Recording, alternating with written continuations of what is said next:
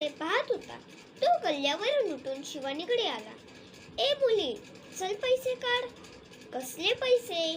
मगापासून माझ्या मिठाईचा वास घेतेस त्याचे पैसे.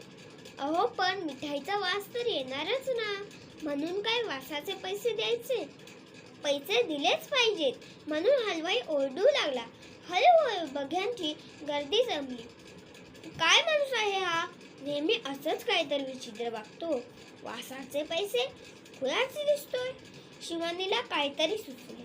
ठीक आहे, थांबा, मी पैसे घेऊन येते, असे म्हणून गर्दीतून वाट काढत ती आईबाबांकडे निघाली. आई, भाजी विकून आलेल्या चिल्लर पैशांची थैली दे ग मला. का ग, काय झालं? कशाला पाहिजे? अगं आई, ती एक गंमत आहे, तू पण चल. चिल्लर पैशाची पिशवी घेऊन दोघी निघाल्या. मिठाईच्या दुकानापाशी गर्दी तशीच